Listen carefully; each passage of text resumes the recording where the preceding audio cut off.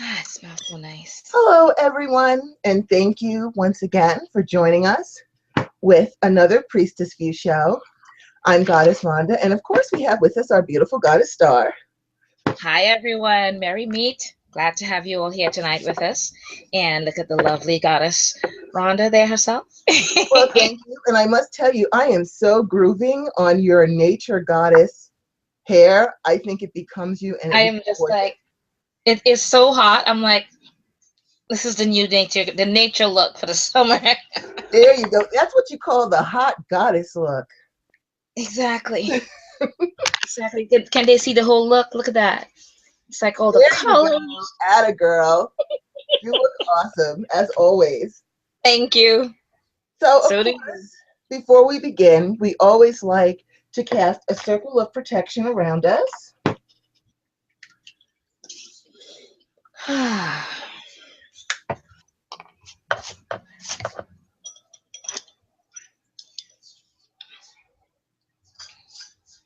Sometimes it takes just a second to get my smudge going. There we go. Okay. All hail, our lords and ladies of the East, my brothers and sisters. My brother and patron, the sacred element of air, namaste. Divine honor, love, joy, peace, and respect to thee, my lords and ladies. I charge thee, please cause a barrier of protection through all of our walls that face your direction, from corner to corner and end to end. Let peace and protection reign herein. Thank you, and so it is. So will it be. All hail, our lords and ladies of the South, my brothers and sisters, my brother and patron, the sacred element of fire. Namaste. Divine honor, love, joy, peace, and respect to thee. I charge thee, please cause a barrier of protection through all of our walls that face your direction. From corner to corner and end to end, let peace and protection reign herein. Thank you, and so it is. So it is.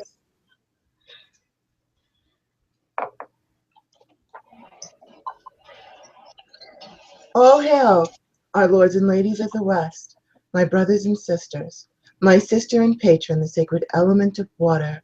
Namaste. Divine honor, love, joy, peace, and respect to thee, my lords and ladies. I charge thee, please cause a barrier of protection through all of our walls that face your direction, from corner to corner and end to end. Let peace and protection reign herein. Thank you. So it is. So it is. All hail, our lords and ladies of the North, my brothers and sisters, my sister and patron, the sacred element of earth. Namaste. Divine honor, love, joy, peace, and respect to thee.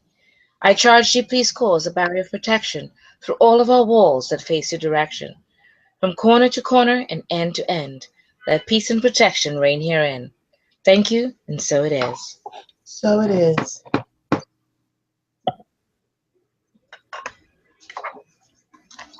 And we now bring down the divine white light from the sacred source of all well-being and fill our spaces with peace and protection always. So it is.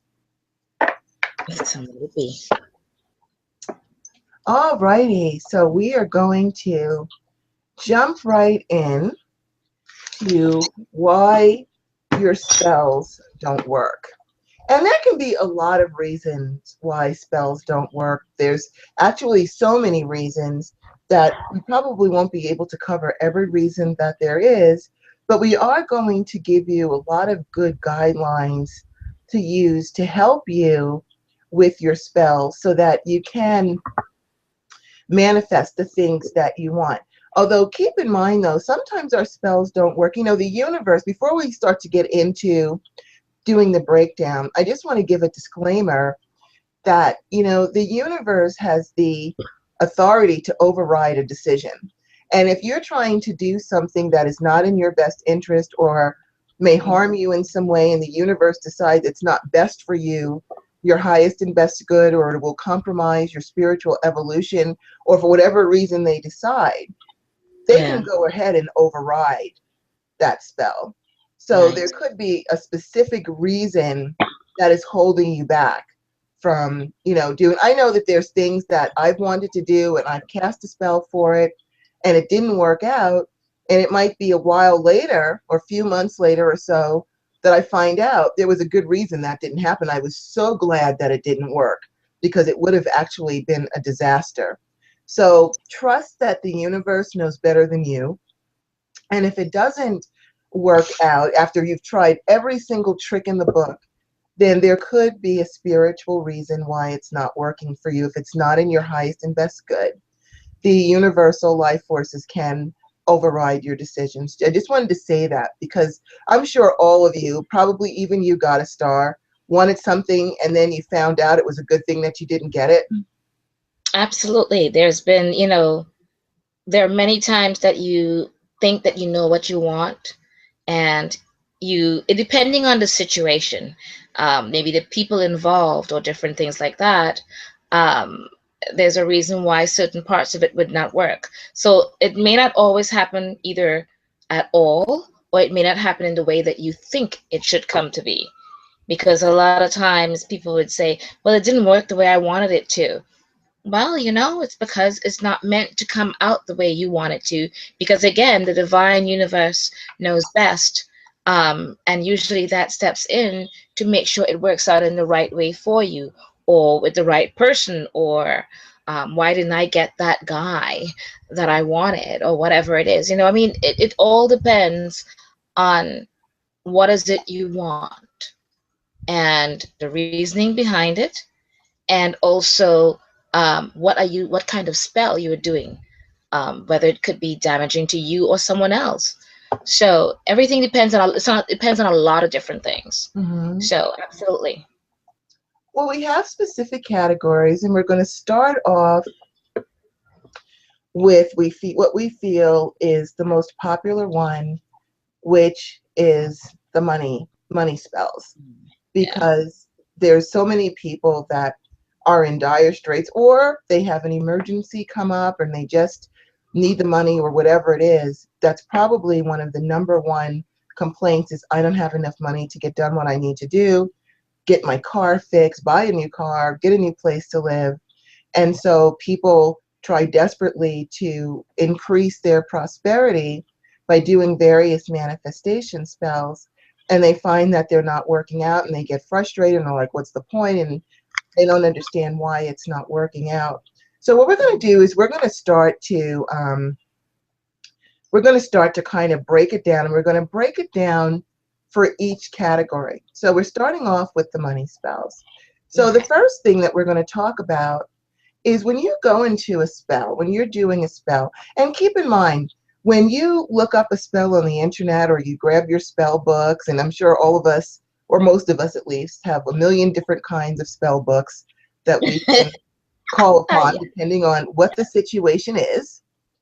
When you look at those spells, experienced witches already know different things that they have to do that a spell that you pull off the internet may not do, like clearing the mind, centering yourself, cleaning up your energy, all these kinds of things. You might say, well, I need a money spell, and you go on the internet or you whip out a book and you look up a money spell in it, and you follow all of the components of the spell to the letter, but you didn't do the preliminary work to get you in the right space to do that spell. And also, the spells that you're reading are based on the beliefs and the modality of the spell writer. And your modalities and your beliefs might be different. So we kind of Right. have to also look at the components of the spell and customize it to you. But we'll get to that part later. I don't want to skip ahead. So let's go back to the first issue. What is your state of mind when you are doing a money spell? Before you even start your spell, stop and think about that. Are you coming from a place of desperation? Are you coming from a place of fear? Are you coming from a place of anxiety? Any kind of adverse emotion that is flowing through you, remember, is also flowing through you and into the spell that you're casting. So you're already compromising the success of the spell because you're already filling it with adverse energies that are adverse to the spell. If you're like, if your mind is like you're doing this money spell, but your mind is like, oh my God, it's the 25th and I've got to have the rent by the 30th. I don't know what I'm going to do. I hope the spell works. I really hope it works because I'm really desperate. I really need this money. I don't know where it's going to come from, but I really need this money, so I'm going to do this spell. Do you see Right. all of the energy, the adverse, negative energies you have now just put into your spell, your tools, everything? And plus, you are emanating it. And so that right there can be a serious spell blocker. What do you think about that, Goddess Star? Absolutely. I think also, I mean, you stated it very beautifully because almost verbatim of what I would think of saying. But also, one of the things I have to kind of backtrack a bit on with Hmm. spells in general, um, you have to see spells for what they are. They are meant to be an inspiring ritual that you cast that would connect you with, endless power within this natural universe and ourselves, the world and ourselves naturally. You have to kind of open yourself to this and believe in yourself because a lot of times people do it. They say those exactly what you're saying about the spells. I hope it works and all the different things, but at the same time, they're doubting themselves. They're Hmm. not quite believing certain parts of it is going to work, or they're not quite believing in spells in general, which is interesting because I've seen people do that. They negate it from the get-go, but yet they're still trying to cast this spell. So there's a lot of things that you have to kind of, I would say, step back and do, calm yourself down, because like Goddess Rhonda said just now, there you are giving yourself all these different negative aspects of your spell that you're already doing. You brought in that negative energies and everything with it. So one of the things I would suggest is calming yourself down and actually, I mean, I think writing down things are very good ideas. Sit down, write down, what is it that you exactly that you want. Don't just say it's the rent for the 30th or whatever it is. um, you know what you want, you really do. So sit down and calmly and write down everything that you want in particular. What are your real needs? Because what if you do get that money for the rent, then next thing you know, there you are behind another spell saying, I need money for this other thing too. Like, you have to really sit down and define what it is that you want very calmly, in general, and try to make things work out a different way in the sense for yourself of not just asking for that one thing, but in general, what are your needs, so that you're not always having to do this last minute thing of trying to pay the rent, trying to do this, trying to pay the phone bill, trying to pay, you know what I mean? Kind of uh, just calm yourself and go from there. Make everything very, in a way, spells are very logical. um, they will despite the fact that you are actually casting the spell into this magical world of the universe and everything, they are also very logical. So you be logical about what you want and your needs. What do you think about that, Goddess Rhonda? I think that you're absolutely right. And you made a really good point about the money spells. It's almost the end of the month. If you already know, and this is something that I personally do, um, if you know at the end of the month your bills total, let's just say $1,500 Yeah. between your rent and your utilities or whatever it is that you have to pay for, don't wait until the 25th to do Yeah. your prosperity spell. Be proactive. You already know that at the end of the month you need an X amount of dollars. Do it at the beginning of the month. Start your prosperity spells then so that the money flows to you throughout the month so that by the time the end of the month gets here, you're already set and not in a state of panic. So as Goddess Star said, if you sit down and think about what you want, maybe what you should do, if you find yourself coming up short at the end of every month, then what you do is sit down and make a realistic budget of what it is that you need at the end of the Yeah. month and include everything: food, rent, utilities, your gas money, unexpected expense money, whatever you Yeah. can think of. If you have to go over your bank statement to see how much you spent and on what, if you use a debit card, most of us, I think, Yeah. use debit cards now. So you can look at your bank statement, last month's bank statement, and say, okay, I spent $400 for food, and looks like I spent $100 for gas, and it looks like, for my lunches at work I spent like $50. Figure it out so that you have a true, realistic idea of what you need, what your needs are. And then go ahead and start your casting way before the end of the month so that you're not at the end of the month dying and getting upset, by the 15th, oh, my bank account's empty, I'm starting to get nervous. And then by the 21st, like, oh my God, I better pull out some prosperity spells, because spells can also take a long time to work. Not everything Yeah. is overnight. There are certain things that have to happen to get that money rolling to you. So being proactive is really, really important, particularly with money spells. If you know you need $3,000 a month, every month, regardless, you can start with that sum. But try to add in extras. Try to add in for leisure. You want to go and see a movie once in a while, or you'd like to go out to a restaurant maybe once or twice a month, or whatever it is. But being proactive, as Goddess Star said, not waiting until the deadline is here, is what will also help you with that, is to get the money flowing early. So now you've got a whole 30 days for that money to start flowing to you, and then you can Right. stock it away, and then you can be okay. So that was a really good point about being proactive with money spells, because I do think it is our habit to wait until things are getting close to desperate, and then we're okay, now we'll do the spell. You might as well do it beforehand. You're going to need the money anyway, so there's no reason to wait. Or if you're driving your car and your engine is starting to give you signs, and you know that your car might be on its last legs, maybe, or it's going to need a certain repair soon, the transmission is slipping, or your brakes are squeaky, or whatever it is, don't wait until your car breaks down to do your spell. Do it, be proactive. Start doing the spell for what you need for your car or whatever it is, so that by the time your car does finally have to go to the car hospital, you'll be able to pay that bill. You'll have that money because you have already prepared yourself for it. So Yeah. proactive, proactive, proactive, especially for money spells, is really, really, really, really important. Now, going back to what is your state of mind about the desperation, the fear, Right. the anxieties? It's very easy for me to sit here and say, calm yourself down.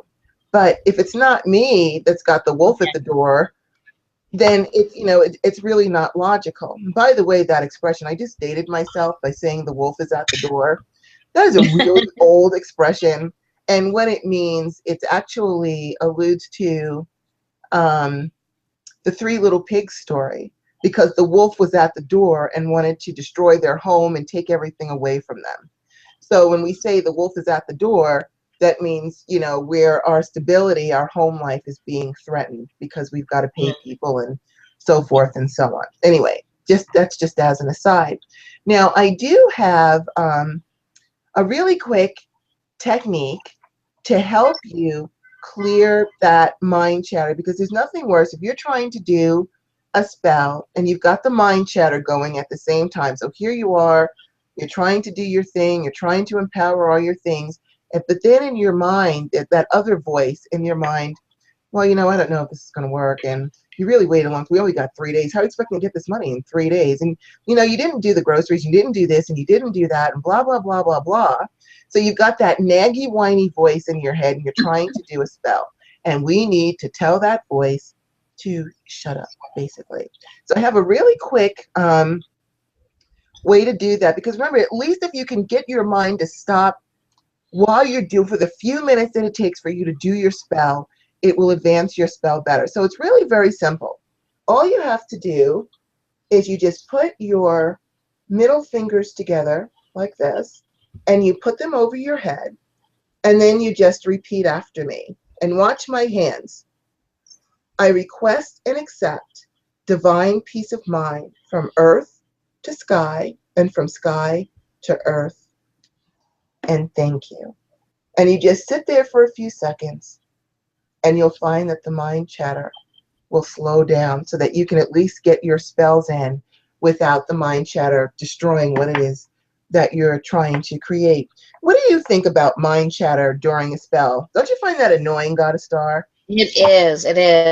And it's interesting because we have similar little techniques. You just did that one. And for a minute there, I thought you were going to do the one that I normally do without thinking. And I said, I don't know if many people, we all come up with our own little techniques.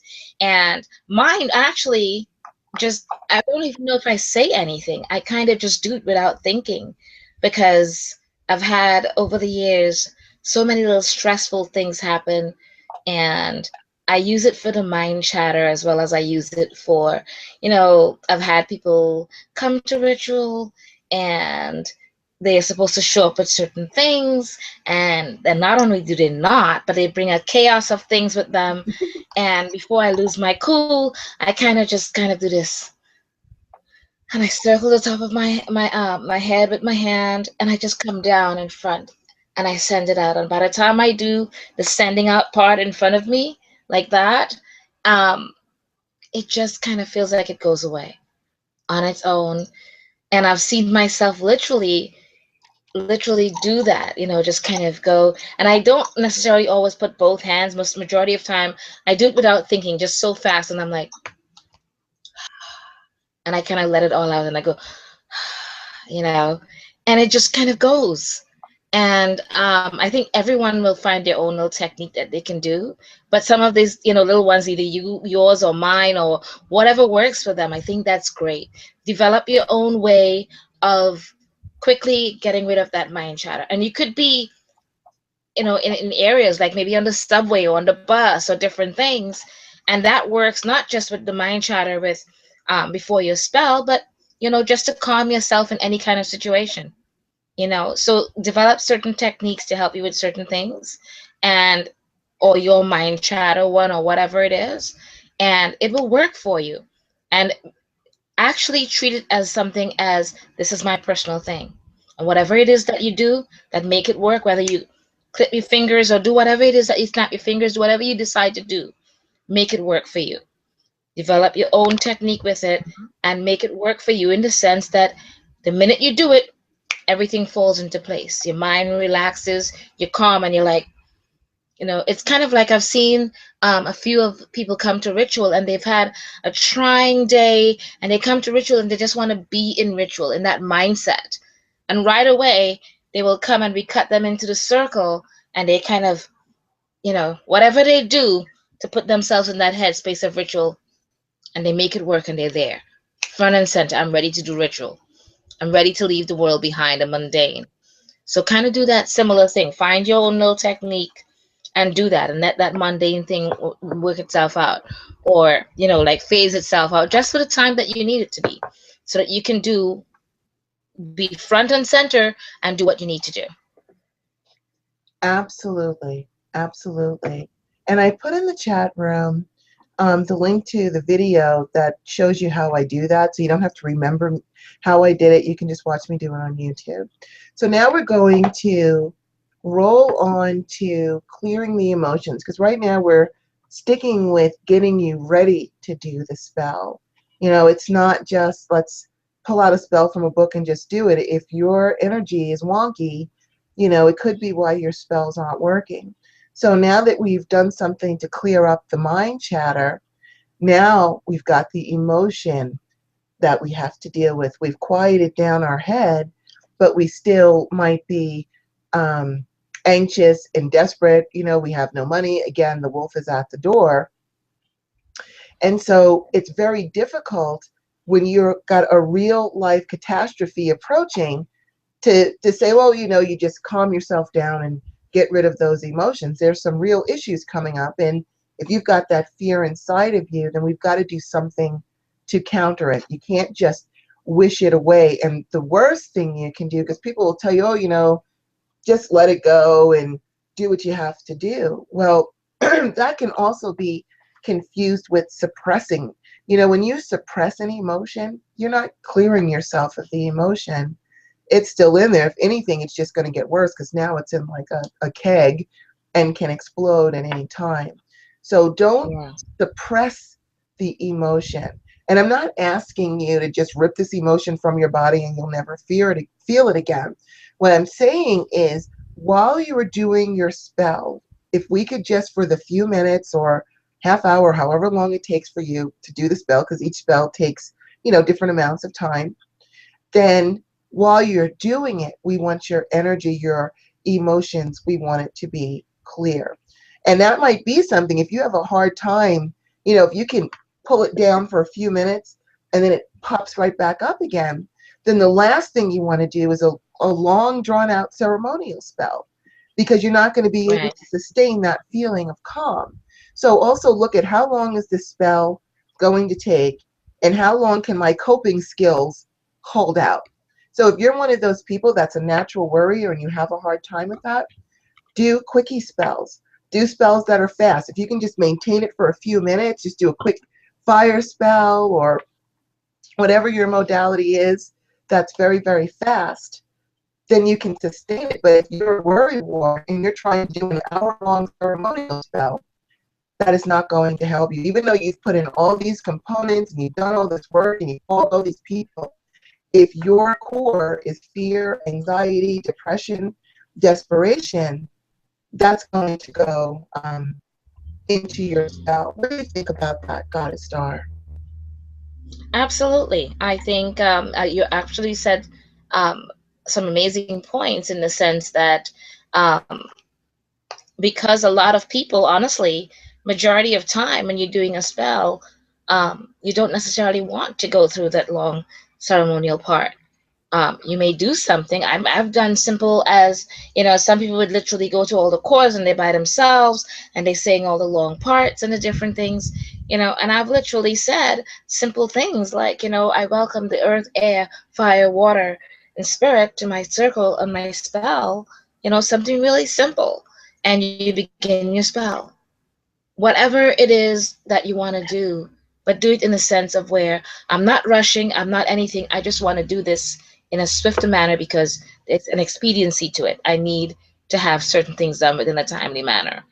Um, One of the things I mean, you also brought up a point earlier.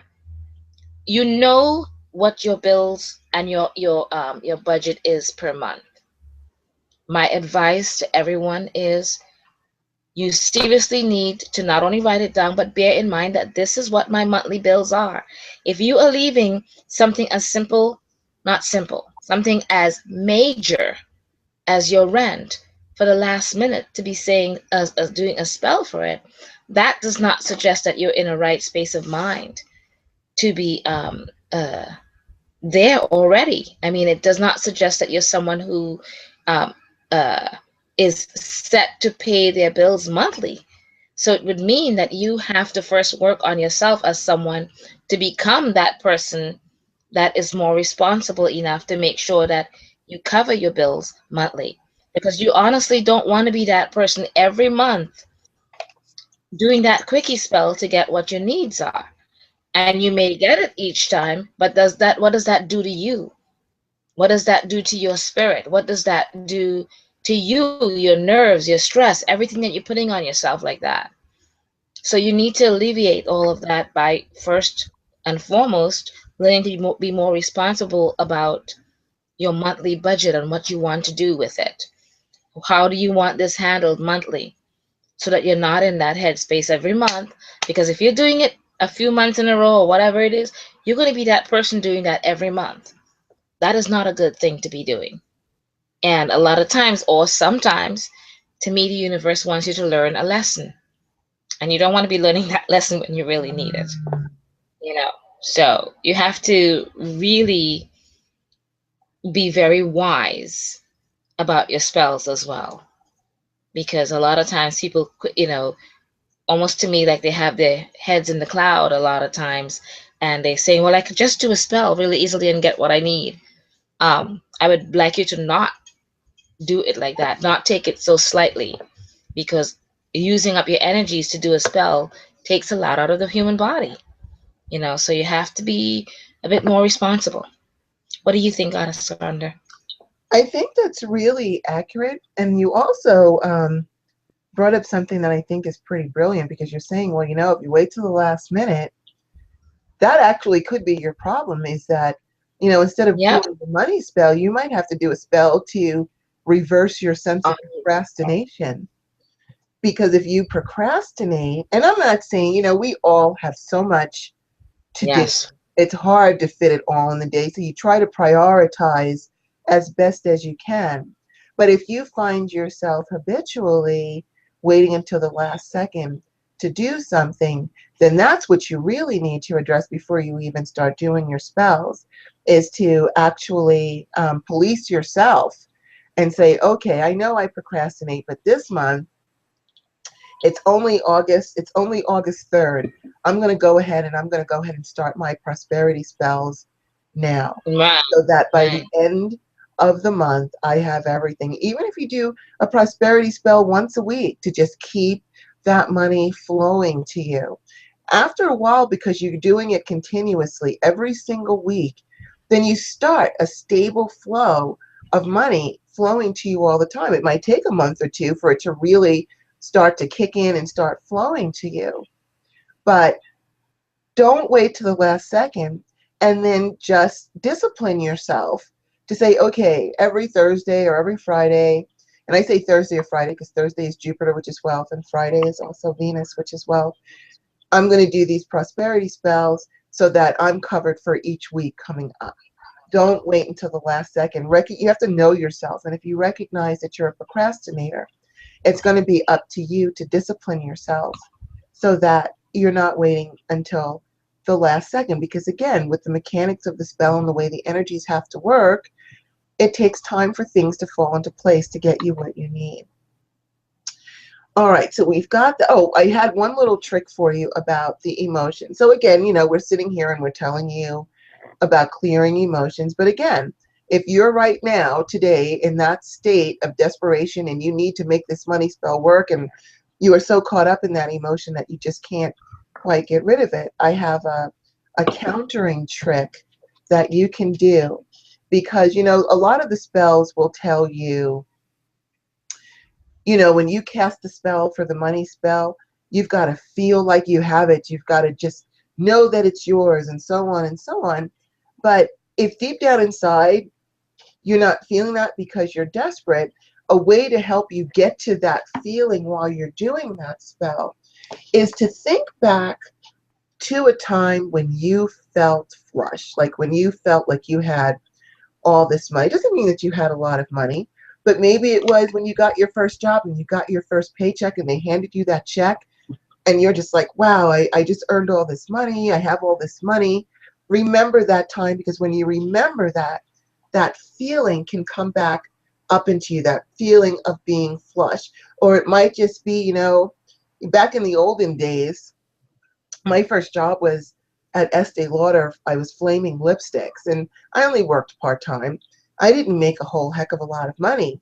But on Wednesdays, when we got our paychecks and then we'd go off to the club, because I worked nights. So we'd go off to a club.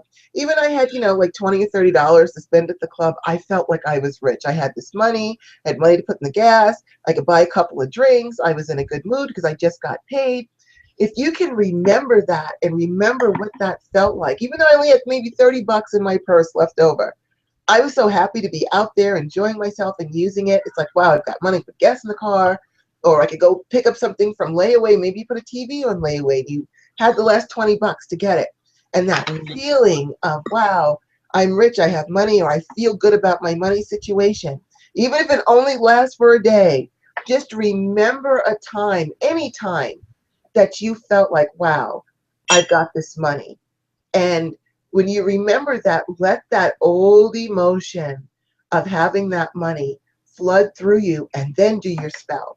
Because now you've got that feeling of the wealth, of having it, of owning it. And I can't say how long you can sustain it. That's for you to figure out. So again, if you can sustain that feeling, if you have to keep giving yourself a mental reminder and you can sustain it for a long spell, then by all means go ahead and do it.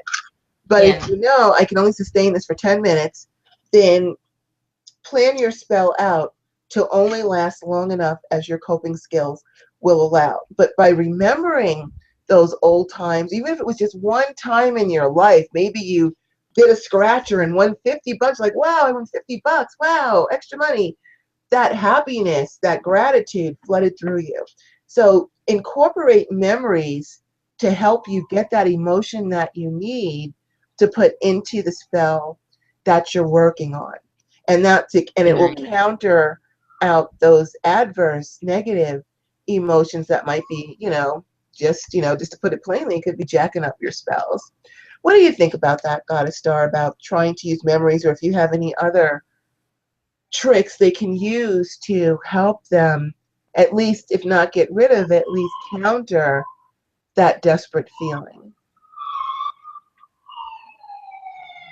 Right. Actually, yes, all of what you said was quite brilliant as well. Um, One of the things also I would add to the fact is that if you can, along with what Goddess Rhonda said, that whole mindset and everything, stick to spells that you know, because, and again, always try to write down your spells. One of the reasons for that is, what if that spell is the one that worked? Sometimes you may change up a spell or something, and that one did not work quite as well as the other one. But if you have a spell that you see, you write it down, and if it worked, stick with that. Stick with the one that you know that's worked already. If it's not broken, don't fix it, kind of a thing, unless you feel like you have something additional really that is necessary, maybe adding a quartz or something to that particular spell, or maybe you did a paper spell and you want to add a candle to it or something. But I would say kind of stick to things that's tried and true, and um, and if you see that that works for you, that way you know, honestly, you will have that confidence, not just um, uh, that mindset of what you mentioned earlier, but also you have confidence in the fact this spell works. I know that it works because it's worked for me before. So I'm going to be able to do this spell really quickly, follow it through, and it's going to just work. You're absolutely confident about it because you've seen it work before. So Right. some of the things you do is kind of stick with certain things, and that's why with spells in general, write it down, and you put the date on it and say, and at the end, when you see any results, good, bad, or indifferent, you write it down. Because honestly, I've gone back to books that I've had who knows when, and I'm looking at it going, I did that. I don't even remember doing those particular spells or anything, but it's there. It's dated and how what the results were and everything. And I'm like, that was good. I've got to try that one again. You know what I mean? So it just makes you feel more confident. So also do that as well.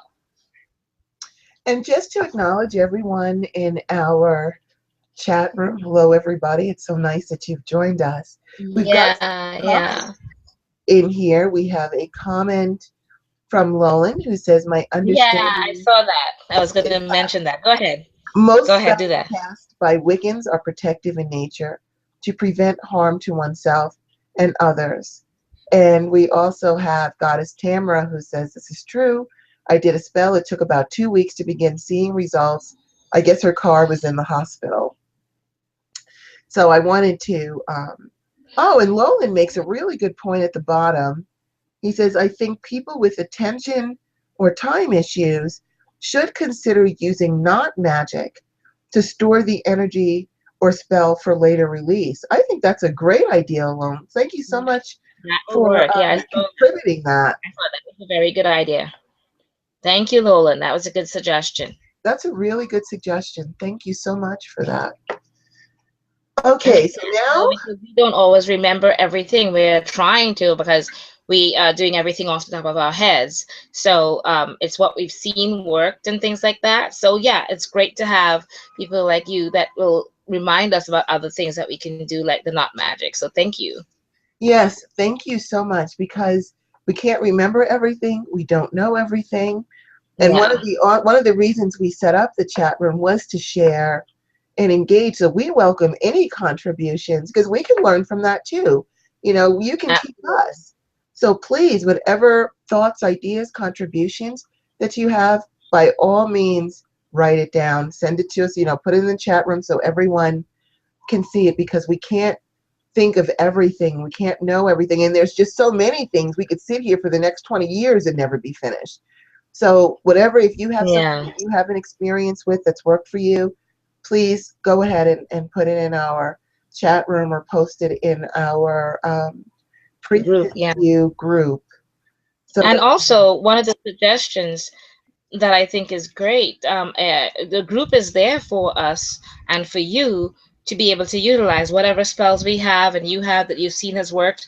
Maybe you might want to suggest a spell in the group to someone or to everyone in general. Share your spells, share your thoughts, share your ideas, because what may have worked for you and say what it worked for and things like that might work for someone else, and you can help one another.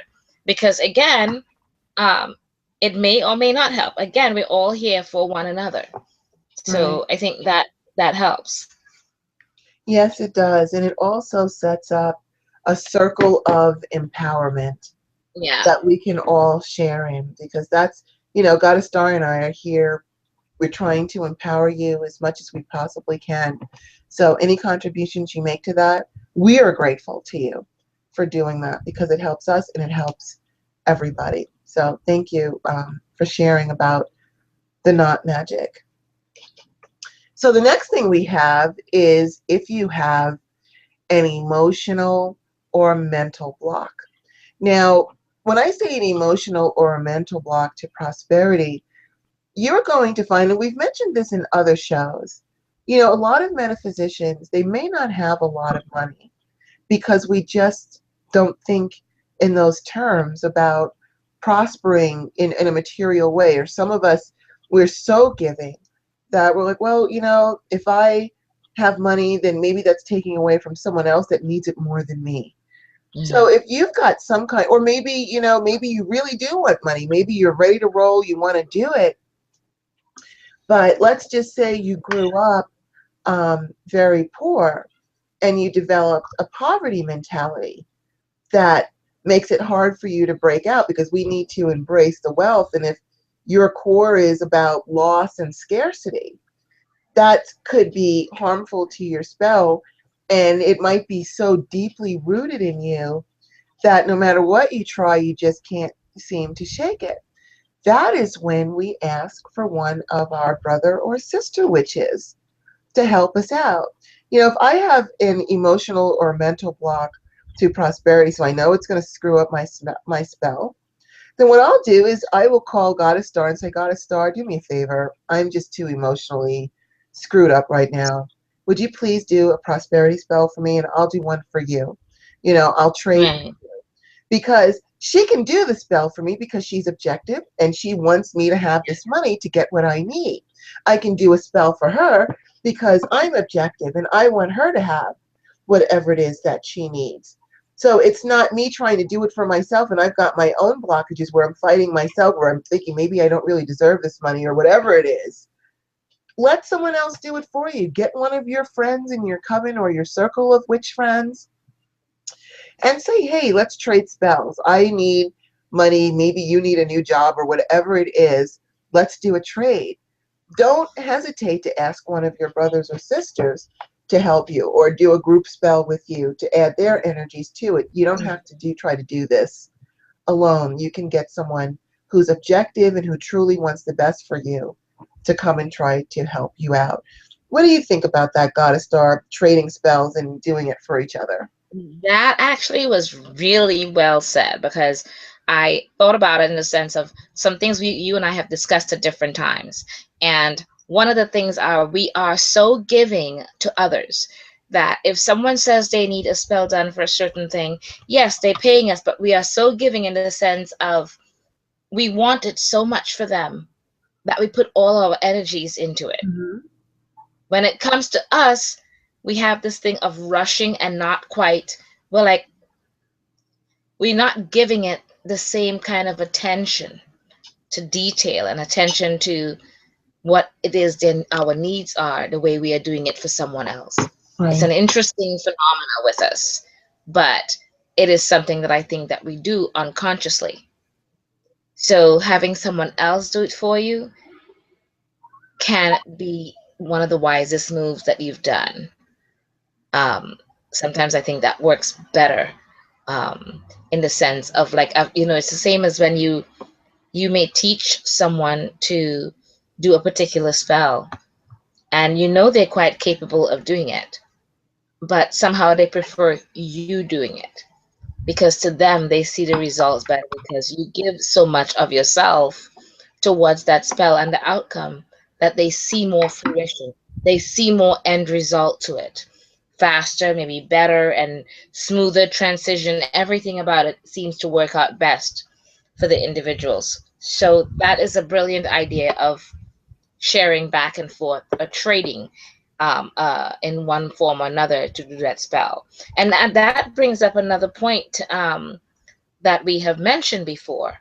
Nothing with any of this is ever free. So if you are trading with someone to do something for them in exchange, that Right. is a payment in its own way. That is showing the worth of that person. Because no matter what in this world, that you have to show a gratitude and something to equate the fact that you treasure that person's time, their efforts, and everything that they're doing to make that spell work out for you, or whatever it is that you're doing for them. And there's always a trade. That was from way back when. Most of it was not done in physical monies, but in trade, which is another form of payment. So all of that, when that idea of trade, you have to do an exchange. It is what I've always believed, that for you to get something, you have to give something. So I think that was really well said with what you said. Absolutely. Thank you. And if we have our Priestess View show group is pretty small right now. I think we have 14 or 15 people in there, so that makes it the perfect forum. That if you have an issue and you want someone to help you, maybe within the group, you can just say, "Is someone willing to trade a spell with me?" Yeah. And this way, it makes us more cohesive. We're helping each other out.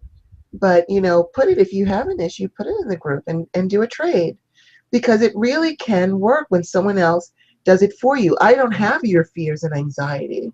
I don't have your mental blocks. I don't have your mind chatter.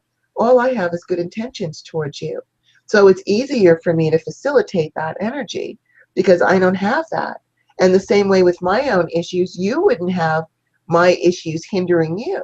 So, if you want to even just do a group experiment, maybe a couple of you want to do an experiment, trade spells, see if it works, give it a shot, because if you honestly just cannot either clear the mind chatter or clear the emotional blockage or whatever it is, the anxiety, the adverse emotions that you might be feeling, then just go ahead and trade off with somebody else. And as Goddess Star said, it's not like you're just getting charity.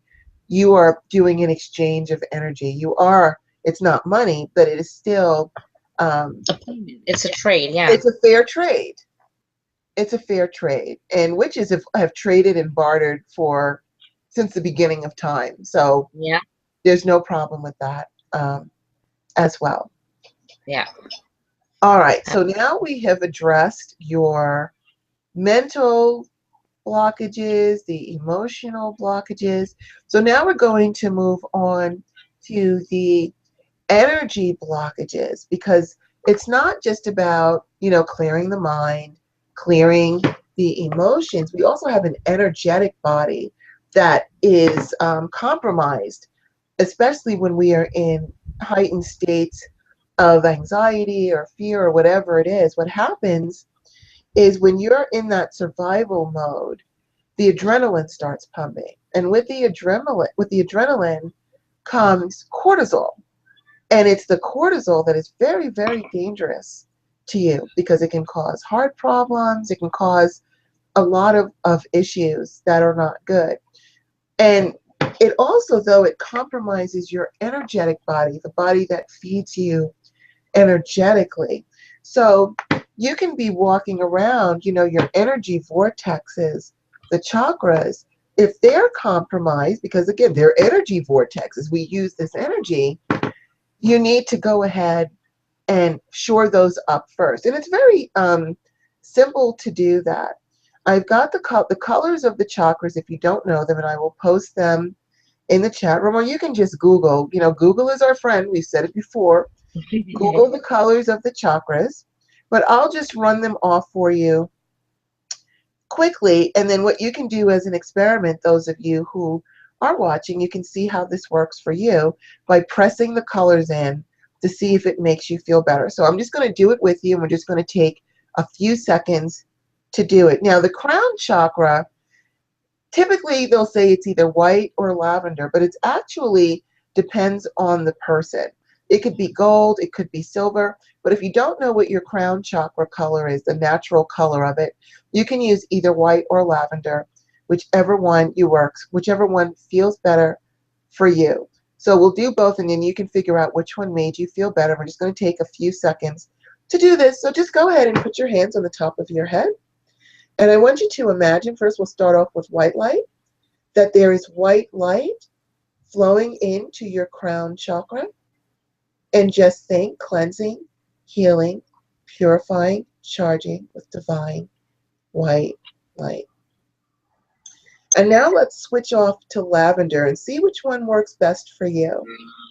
So again, hands on top of your crown, and imagine, visualize that lavender light. Just imagine that there's lavender light flowing into your crown chakra to cleanse, heal, energize, and purify it. Now go over to your third eye. That color is indigo. It's a blue-purple color. So I want you just to imagine. If you can't imagine or see the color, see the word, or just know that it's happening. That indigo light, indigo color, is flowing into your third eye and healing, strengthening, and empowering you. Beautiful indigo light. Move down to your throat, and now it's blue light. So picture, visualize, imagine that your throat is just emanating this beautiful blue light. Blue, blue, blue, cleansing, healing, purifying, charging, blue, blue, blue. Your whole neck is blue. Come down to your heart chakra. That color is green or pink. Some people prefer pink. You can try it both ways and see. So we'll start with green. Beautiful green light flowing into your heart chakra. Don't worry if you can't see it. Perhaps you can just feel that nurturing feeling flowing into the heart chakra. And you can switch to pink to see which one feels better for you, which one energizes you more. Green, pink, beautiful light flowing in and healing the heart chakra. So now go down to our solar plexus. That color is yellow. So picture, visualize, feel, or imagine yellow light. This is our force of will. When we're stressed out, this is where you're going to feel it. Beautiful yellow light is flowing into your solar plexus. If you can't see it, just feel that calm, soothing, energizing feeling of yellow, beautiful yellow, yellow, yellow, yellow, yellow, going into the solar plexus. Now put your hands over your groin chakra, right at the groin, and that color is orange. So now picture or visualize, feel or imagine beautiful orange light flowing into the groin. Orange, orange, orange. When you're trying to create something for yourself, this is where it comes from. Our groin doesn't just create life, it helps us to create the life that we want. Orange, orange, orange, orange, orange. Beautiful orange, orange. Now place your hands right at the base of your spine, just at the base of your spine. This is our root chakra. This is our life force energy. You need this energy. If you're walking around exhausted all the time, it is because you have depleted your root chakra energy. That color is red. So holding your palms against the base of your spine, picture, visualize, feel, or imagine beautiful red, red, red, red, red. Beautiful red light, cleansing, healing, purifying, charging, red, red, red, red, red. Now place your hands together, because don't forget, we're using our hands to do our tools and things like that. And you might be feeling like your hands are tied, that you can't get forward because your hands are tied. Let's just clear them out, press them together, and picture, visualize, feel, or imagine that there is white light flowing into your hands and up your arms. Beautiful white light, clearing all the energy blockages out. White, beautiful light. Cleansing, healing, purifying, charging. White, beautiful light. And then just now bring your attention to your feet, because you might feel stuck. And that could be the energy feel stuck in your feet. So just bringing your attention to your feet. Picture, visualize, feel, or imagine beautiful white light flowing into your feet and up your legs. Beautiful, energizing white light to heal up your chakra centers so that you're back into divine balance. So if you could just take something, you can spend as much time as you like on that. I'm just doing it fast because we're in the middle of a show and we can't sit here for 2 hours. But then now that you've done that for all of them, you should go back to the one that has been affected by your situation. So if you are desperate for money, that flows from our root chakra, the base of our spine. So you might need to spend some extra time sending in lots of red light into the base of your spine. One of the key hints to that is if you are constantly exhausted, no matter what you do, no matter how much you sleep, you are so tired. You have to spend a lot of time putting that red in. But there's another little trick, and that is you can wear red underwear, because that red color will press it in. Or you can get a piece of red fabric, cut strips, and pin it into your waistband so that you have that nice flow of red energy. Get a red t-shirt that you can pull down over it, a red nightgown, and try to sleep in that for a week, or you wear the red underwear for a week, and that will help you to boost that up and get your energy levels back up again, so that it will prepare you energetically for your spell. So what do you think about that, Goddess Star, preparing energetically for spells? Absolutely. And clearing your chakra and energizing it and empowering it is beautifully done the way you did it. Um, I think any other ways that you can think of that it would help you empower and charge your energies about to do it, because honestly, if you're tired, ill, or any of those things, your spells will not work as well. Right. So you need to be able to get yourself together in one form or another and recharge yourself to be able to do the spells. If you are too tired or not well, you might make a mistake, or your energies are not at its right form or anything like that, and you will not see the same results as you would like to see. So, especially when it comes to your money and you have a desperate situation, you want to make sure this works. So you would try to do all the things that you need to do to help clear it. You can also do a saging. That also helps, passing it through all the chakra areas, and doing and sending it out through the your top of your head. Anything that works for you. Find a way to be able to help clear, recharge, and energize yourself. So I absolutely agree with Goddess Rhonda with that. And it will also help to calm you down. One of the keys that we're Yes. trying to do is to bring you to a nice place of calm so that you can get these spells done without having adverse emotions or energies interfering. And Yes. there's a lot of modalities to clear chakras. So take some time to do the research, because maybe my modality doesn't work for you. My modality, my way isn't the only way. There's 1 million different ways. So play around with it. Try different of other people's different modalities to see what works for you, because we're not cookies made from the same cutter. But just take a moment to don't just focus on the spell.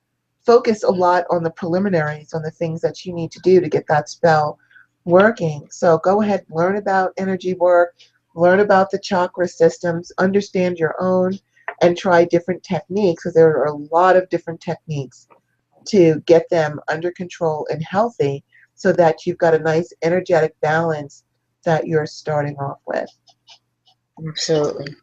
when you're working on your spell. So now our next thing that we have is grounding. Now, a lot of people, because, a lot of people take things at face value. And so grounding and centering are actually two completely different things. But because typically we say we have to ground and center, people think of it as one thing. It's not It's one not. thing. They're two completely different things. So now when we get to the grounding part of it, a lot of people will ground and they will insist that you do this, to put the roots from your feet into the earth and draw those energies to fuel yourself. Well, that doesn't work for everybody. Grounding doesn't mean you have to get your energy from the ground. Because when they talk about grounding, they're talking about getting your energy. And so, but your energy might not be compatible with the ground. You might be an air sign. So you can fuel up your energy with air. Or you might be a water sign. You can fuel up with water. They really should take away the word grounding and change it to energize. And that's my personal opinion, because we talk about bringing the energy up from the earth. But, Yeah. as a Pisces, and I've always hated that. I just never liked it. It made me feel like I couldn't feel. I just didn't like it. And I recognized the reason for that is because I'm a water sign. I'm water and fire. Pisces is water, but we have the Neptune planet, which is water, but we also have the planet Jupiter that also rules us, which is fire. So water and fire doesn't like to stand still like the earth. The earth is stable. It's still. Whereas water and fire, we like to move around. We like to flow. We've got to do things. And so for me, bringing in the energy, particularly of fire, and I use fire a lot because it balances out my water nature. I'm not just a Pisces. My name Rhonda means river. My middle name Lynn means waterfall. I mean, I'm just a water girl. So I like to use fire to balance me out. And so I'll pull a lot of energy from fire, or I'll pull the energy from water, or if I'm doing an air spell, I'll pull the energy from air because I'm doing an air spell. Why not use the energy that is compatible, using the energetic DNA that's going to do my spell? So if you found that you have grounded and you pulled that energy up from the earth and it doesn't feel good to you, then try pulling your energy in from your patron element, whatever your sun sign is. Go ahead and pull that energy in. I mean, we can break it down even more. Like a beauty spell, you want to use the energies of your rising sign because that's your appearance. Or if they're doing a spell for school or something else, or trying to calm down something mentally, then you would want to use whatever your moon sign patron is, because that represents the mental. But that's, I don't want to make this too difficult. I'm trying to keep it simple. So anyway, getting back to that. Pull your energy from the source that energizes you the most. That is really important. Again, we have to customize, customize, customize. And I've gotten into, I don't want to say arguments, but debates with people who insist that I must ground. If I don't ground, it's not going to work. No, I can ground without using the ground. Grounding is like, when you have the 3-prong plug that's got the little ground wire in there so you don't blow everything up or cause shortages and things like that. It keeps the energy flowing in a nice, smooth kind of a way. It's the same thing. You want to energize. So use whatever element works for you, or whatever energy source works for you, to fuel yourself. You're not just, trapped into just using one way. What do you think about that, Goddess Star, about grounding? Absolutely. And we do it, and it's not just for spells. You can do it for anything, whatever situation, whether it's that money spell that you're trying to do or that job spell you're trying to do, whatever it is, grounding and centering yourself works for just about anything. Whether some people use it for presentations, and grounding, like you mentioned, some people, I think majority of people can really ground with the earth and they work out fine. But some people can actually reach, don't forget, everything is made up from parts of what the earth have put out towards. Human beings have taken things from the earth and made it into lots of things. So even in New York, there are brick buildings. If that's where you are, feel that energies from that brick building. Feel that energies from anything at all. That's the grounding. And then you center yourself. Place yourself there and ready, front and center, ready to do what you need to do. So absolutely, the grounding and centering is an absolute necessity. You may think sometimes that you're there already, but you're not. So until you feel securely that you are ready to do that spell that you want to do in a manner that you think will get you what your needs are, um, I would suggest that you do what Goddess Rhonda has mentioned and do the grounding and centering, so that it can help you in your spell entirely. So that's an excellent idea. And we have another excellent idea from Lowen in the chat room, who says, before a spell or work ritual, I find showering, washing negative energy works well, and he actually casts an angel blessing on the shower nozzle. Okay, that is way too cool, and something that I must try right away. That just sounds so good. Especially, I love water, and doing anything to enhance that is Hmm. really awesome. So again, thank you so much for that, because I'm going to try that. I'm going to put an angel blessing on my shower nozzle and see how that feels, because that just imagining it just made me happy. And so I can't wait to try that now. So thank you so much for sharing that with us. Don't you think that's cool, Goddess Star, that he puts an angel blessing on his shower nozzle? Yeah, absolutely. You can work with just about any of that or blessing of any kind, whether it's angel blessing or whatever, any type of blessing that you think will work for you. Absolutely. Everything you try to do helps. I've also tried taking a sage mixture of sage and sea salt and having a bath in the bathtub if you have a bathtub. Um, you know, that helps a lot with grounding and centering. As a matter of fact, as a water sign, a lot of that grounding and centering comes from the water itself. Mm-hmm. So it's great to take that bath, and right away it puts you in that mindset. Water is, to me, one of the biggest replenishers. It just makes you feel like you're ready to do just about anything. Take a bath or a shower, and you're ready to go. You're grounded and centered right there. So that's Absolutely. awesome. That was great. And thank you again, Nolan, for mentioning that. Thank All right. So again, we're doing a lot of the preliminary work and some other tips that we're throwing in here. And all of these tips that we're giving you you can use for all of the spells, but we're going to, as we go through the categories, we're going to do this. Okay. So another thing that is very common to hear when you're looking up spells, and the reason I bring this all up is because there are common things that people will tell you to do, but again, we must customize those things, and it has to work within what our coping skills are. So another thing you might see a lot of people say is, now once you've cast the spell, don't think about it. Well, that's the same to me as telling you, don't think about a pink elephant. Now, just because I told you not to think about it, there it is right there in your mind. Now, there are people, I know people, and I envy them. They can literally not suppress, and I'm not talking about suppressing. They can literally just not think about something. They can just say, okay, that's done, and they can go about their day and do whatever it is they need to do and not give it another thought, because they have achieved that level of confidence with their spells. But then there are other people with a great noise. I don't know what that was. I know.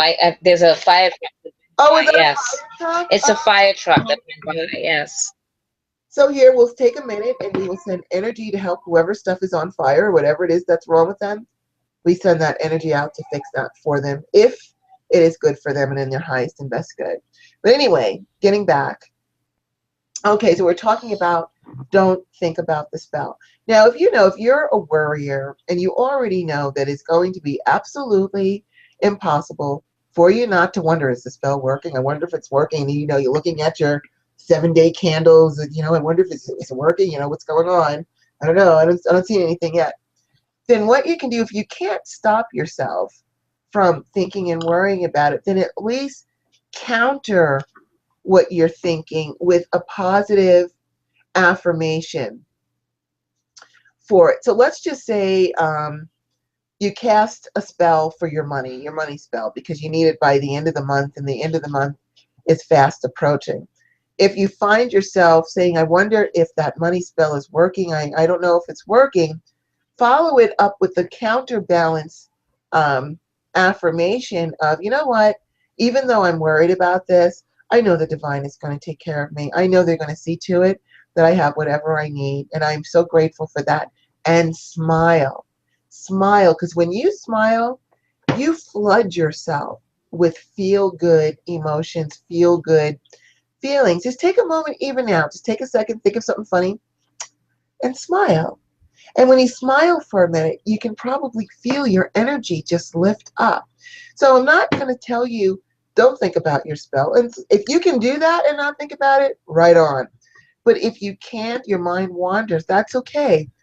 Counter that energy with a positive affirmation. You know what? Even though I'm worried that this money spell might not get me the money that I need in time, I'm sure I'm going to be okay, because the divine always takes care of me. And they will see to it that I'm fine no matter what. And smile in gratitude. Gratitude, gratitude, gratitude. Just counter. You want to counter those energies to bring you back into a space of balance. What do you think about that, Goddess Star? Well, one of the things that I do whenever I do a spell is, as I pass by my altar where the spell is, usually that's where I put most of my spells and things like that for whatever reasons. And as I pass by, I kind of take my hands and I kind of um, genuinely state in my mind, you know, if it's for money, I'd say, oh, great God Jupiter, thank you for granting me this in whatever fashion that you see fit. Or I would say whatever it is, and I would walk by, and I'm not necessarily holding on to it and remembering it, but I want to see it come out in the fruition. I'm already thanking them in advance for whatever way it comes out, and for always taking care of me in one form or another. Um, what I also would sometimes tend to walk by, and I kind of smile at it, and I kind of go, I know you're working to get me what I need to do, you know. And again, you're not really necessarily bringing the whole thing of it where you can say, oh, I forgot about it or anything, because no matter what, it's going to be in the back of your head. So you're just basically acknowledging and accepting the fact that it's going to be fine. Like you mentioned earlier, they're always taking care of you in one form or another. So if you know him with that in mind and you're accepting that for what it is, you are also accepting the outcome for whatever the spell's outcome is going to be, and accepting it for what it's supposed to be. Um, so I kind of always kind of figure out that as I'm going by, I kind of acknowledge and in thanks, already seeing it already happened. That's one of the things that I do with my spell, in the sense of, you know, to me, that is not just acknowledging it, but acknowledging all of the universe, and whether it's what divine energies and everything that is being part of that particular spell, and thanking them, good, bad, or indifferent, for the outcome, you know. And to me, that also helps and assists my spell um, be what it needs it to be. And I think that works for me. I don't know um, how well it works for other people, but it seems to work really well. And, you know, if you can think of anything that would make you feel right about it without getting anxious about it, you're not supposed to be getting anxious. You're supposed to be thanking and smiling about that good outcome about it. You're already seeing it be what it's supposed to be. Or it may not be exactly what you want exactly, but it's happening in the way you want it to be.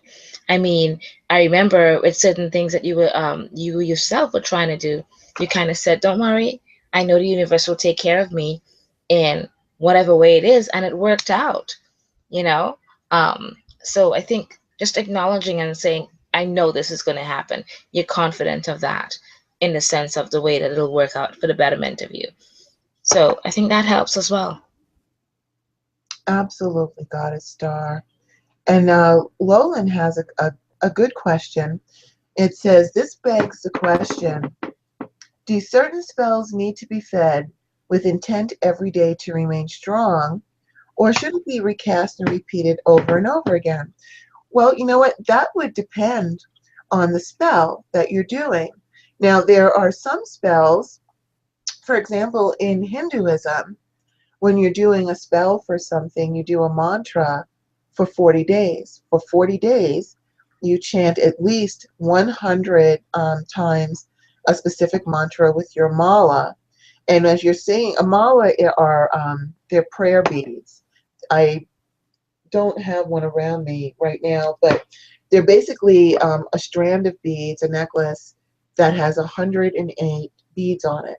So with each mantra, as you say the mantra, you put that mantra in each bead. So you're pulling down the bead with the mantra. It counts the 108 for you, but also it's putting the mantra into all of the beads. So at the end of your ceremony, you put those beads on and you get that energy. The next night you do it again, or the next morning. It doesn't have to be at night.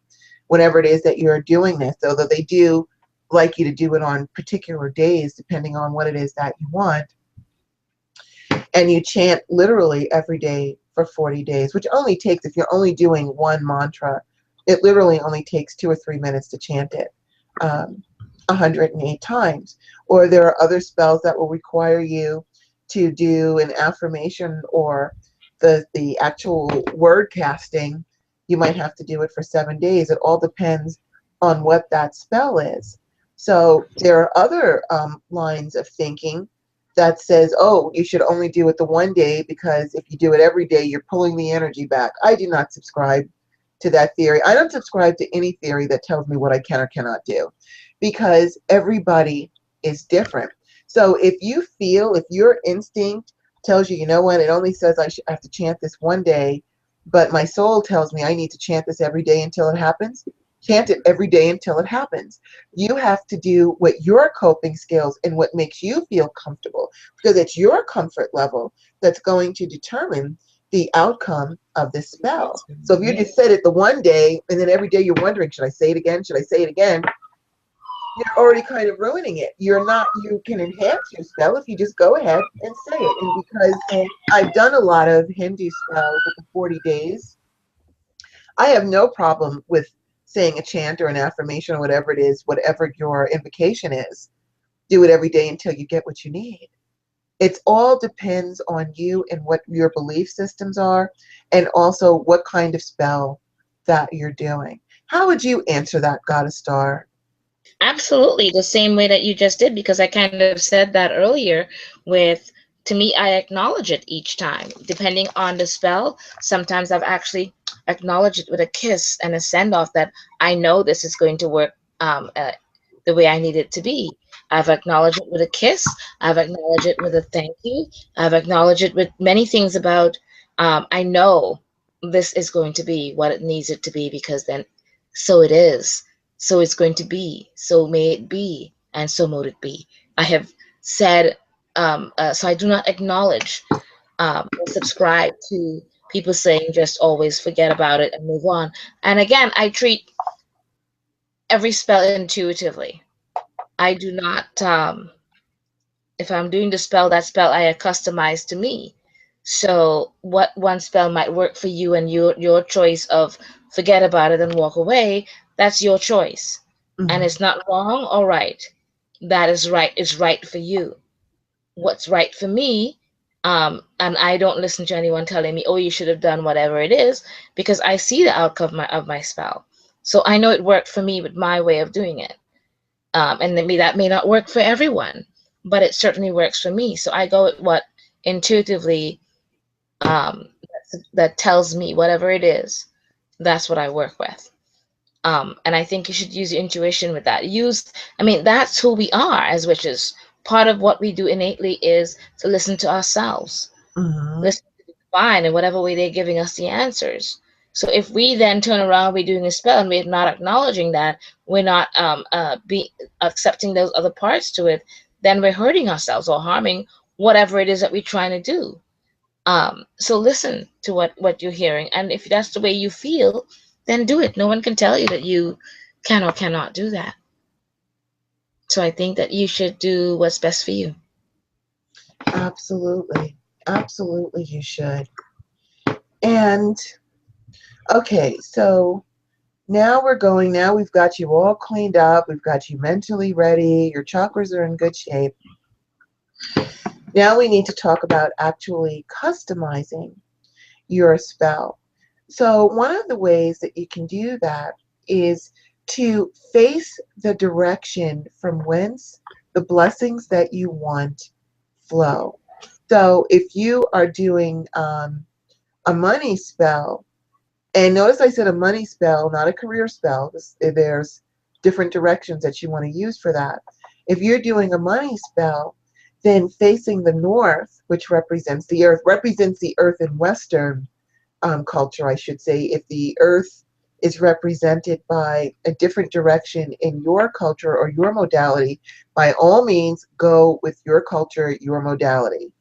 I'm just saying for Western tradition, typically Earth is represented by the north. Face your candle north. Face north when you're saying your incantation. Place your tools and all of your implements, your offerings that you're giving. Let everything face the north, because that is where our riches, the money, the wealth flows from.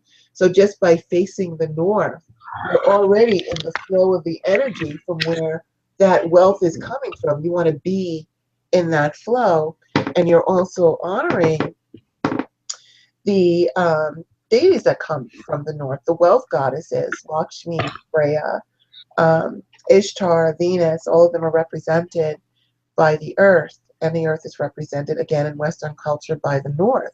So the people that you are addressing to help you are facing the north. So by facing the direction of what it is that you want, you automatically put yourself into that flow of energy. What do you think, before I move on with that, what do you think about that, Goddess Star? Absolutely, absolutely. And also one of the things, I don't know if we you have that written down, but timing also helps in terms of the prosperity part of your spell, of making sure that it works. If you know that if you're trying to work on something to come towards you, or for instance that money, or that we want money to come quickly, or whatever it is, you try to do it during the waxing of the moon. And of course, the quicker you want the spell to work is as close to the full moon as you can get, right before its peak. That helps a lot with uh, spells and how they work for whatever it is that your needs are. Um, Timing is absolutely essential. If you want something to be removed, or to be taken away, or whatever it is, you will work within the waning part of the moon. And you do it best as you walk away from the moon, and the moon being on its full peak. So, or if you want a new job or different things like that, in new moon time, what I mean. So timing on the phases of the moon plays a big part in doing your spells and how it works out. So I mean, at least in my belief system, on my modality, that's my part of what I would say. Timing is absolutely essential. Some people believe that, say for instance, with a job, um, uh, or to bring money at a specified time, early in the morning is best.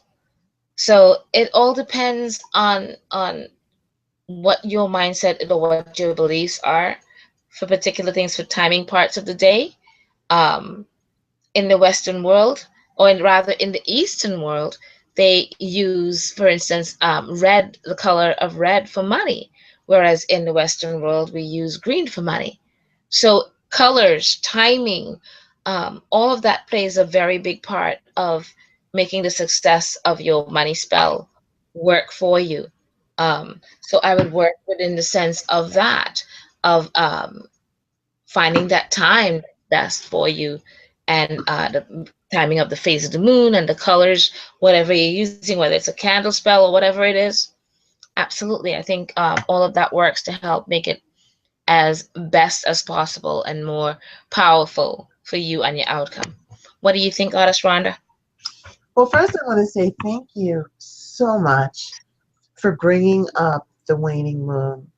You know, so many of us, we focus on the new moon and the full moon, and the waning moon is so powerful. You can still Yeah, do your prosperity so spell, but many you can do things. things, So many things. so many things, and you can still do your prosperity spells, but maybe you'll do it a little differently. You can use the waning moon to take away whatever emotional blockages you have towards your prosperity, whatever mental blocks you might be having, whatever obstacles that are Yeah, standing in the that's what way I do exactly. of Yes. your prosperity. I work Yep. all phases of the moon. The I moon. Yep. always ask the waning moon to take away those things that are adverse to me, take away those things that impede my progress, impede my prosperity, impede my energy, impede my good health. You can get the moon so that by the time the new moon gets here, you can have the waning moon. You've got 2 weeks that'll take away all of those things or at least mitigate them so that by the time the new moon gets here and you switch up the spell that you're doing is now you've gotten rid of these blockages, you've gotten rid of those things that are holding you back. Now the way is clear. The blocks have been lifted, the obstacles have been taken away, and now the freeway is open. It's wide open for you to send your energy through. And you know, I have a whole video about doing waning moon magic because so many of us ignore it. We're like, oh, it's the new moon. Oh, it's the full moon. Well, I say hail the waning moon because the waning moon has gotten rid of so many things that have impeded me, you know, in the past that I just love the waning moon. I look forward to because I need to get rid of things. Some things I can't get rid of on my own. And my dear sister takes care of it for me. So by all means, utilize that powerful waning moon. Don't just live in 2 weeks from the new moon to the full moon because that's all you ever see. You know, happy new moon, happy full moon. I'm going to start putting things out happy waning moon because it's the waning moon that will get rid of these obstacles and things that are keeping you from your prosperity. And that's what we need to get rid of in order for you to have your prosperity flow back to you again. Well, one of the reasons that I work with the waning moon too is because a lot of times like it may not necessarily fall with the full moon or the new moon when you are desperately looking for that money to cover certain things. So wherever that moon falls, work with that particular moon to still you're just wording the words differently. If it's the full moon, of course you'll say, bring me that da da da da da. I need this amount of money and bring that to me, please. You know, if it's the waning moon, you would then say, like you said, remove all the obstacles that are in my way from me receiving this money that I need in this desperate time. You know, you have to, all you got to do is word your things differently, and you can work in every phase of the moon. Otherwise, you have people saying, no, only burn this candle at the full moon at midnight. So there they are waiting for it, but in the meantime, they need to have this done now for that particular situation. So they have to learn to adapt and become creative and use your words for different things and for what the timing is of that phase of the moon. You have to be creative. That's all part of being spell work, doing spell work. So you just be creative with the moon. That's what it's there for, all aspects of it. So I work with all aspects of the moon. And that actually answers Tamara's question in the chat room. Does self-timing of Yeah. doing the spells also coincide with spells which insist they should be done during certain moon Oh, phases? okay. All right. So You yeah, do it then when you then feel to do it. You know, if the spell says you have to do this at Friday at noon on Friday during the waning moon, and you're like, no, I really feel like should do this on Wednesday, and it needs to be during the waxing moon. Do it your way. Magic is about incorporating your style, your energy, your modality. You're the one that needs to get what it is that you want. So you have to go with the flow of what you feel. Keep in mind, a lot of times you'll do spells and you get past life memories. Maybe in a past lifetime, the spell might be telling you to do it this way. And don't forget, again, the person who wrote that spell, they wrote it based on what their modality is. They wrote it based on their belief system. If you're looking at it in some past life memory says, you know what, for us, doing this Friday during the waning moon doesn't feel right to me. I feel like I need to do this Wednesday. And I do that. I will, if something says I need to do something on Sunday, but I feel like it needs to be done on Saturday, I'm going to do it when I'm going to do it. Our longest festival, a lot of people celebrated that on Saturday. Well, I engage with God Lug all the time. It's actually his festival. And because Lug is a sun god, I felt like I needed to do it on Sunday. So I did it on Sunday. I don't let someone else dictate to me what it is I need to do. I have to do it when I feel it's right, because it's my feeling that it's right that puts the confidence in my spell that makes it work. If I decided to do it on Saturday and there was a part of me that's like, he's a sun god. It really should be done on Sunday. It's just one day. Let's just do it on Sunday. But I said, well, the book says I've got to do it on Saturday. It's not going to sit right with me, and I've already just screwed up everything, because now I'm putting all this conflicted energy into everything that I'm doing. I can't even say thank you all the way because it's not sincere, because I think it needs to be on Sunday or whatever it is. So my doing it my way has worked for me personally. Do it your way, because a lot of that, what you're feeling inside, stems from past life memories coming through, your magical knowledge that just comes through automatically. So if you feel you need to do something, if it says do it on Wednesday at 2 o'clock in the morning, and your soul says no, the best time for us to do this is at 6 o'clock in the morning on Saturday. Do it at 6 o'clock in the morning on Saturday, and don't look back, because you have to do what is in your comfort and your confidence zone in order to make it work. And for all you know, it might not correspond with what the book is saying, because you might be pulling on a past life memory from when you were in India or China. Their system of their directional system is different than ours. They don't just do earth, air, fire, water. They also do wood, metal, and stone. So you might be pulling from an Eastern tradition, from a past life memory that might not make sense now while you're in Western culture in current times, but your soul says, no, I think we need to do it the Eastern way. So go ahead and do it that way. Just because it doesn't match with whatever book or spell book you looked at said, doesn't mean that it is not valid, because it could be valid from a completely different culture, from another lifetime, from a memory that you have. It's still valid. So you do what your soul feel needs to be done. Right, absolutely.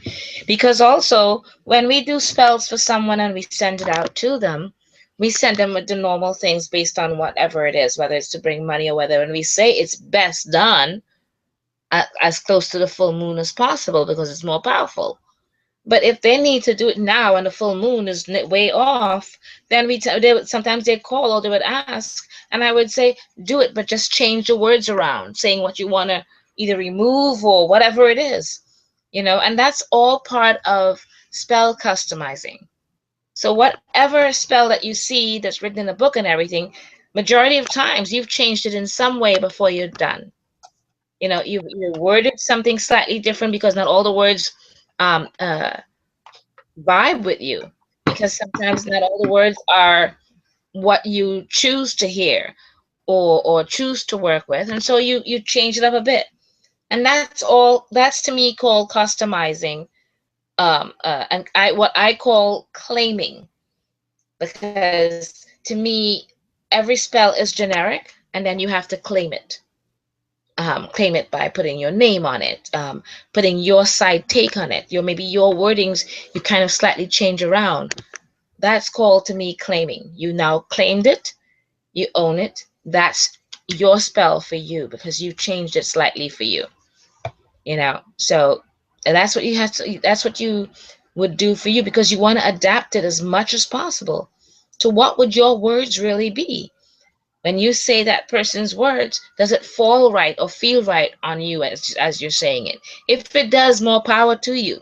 But if it does not, then how can I change it? How can I adapt it? Maybe that particular god that they're using, you prefer to choose a different god or goddess. You know, whatever it is that you have to do that claims the right for that spell for you, so that when you're finished, you're like, that felt good. That felt like my spell. That felt like it came from me, you know. And that's what you want to do. You want to claim that spell. You want to claim that way that it is for you, so that you can see that outcome best. It starts making that outcome almost feel like if you can touch it, feel it, smell it. You know what I mean? That outcome is such within your grasp because you've customized it to your own benefit, and it works even best. And no one can tell you it does not, because that's not true.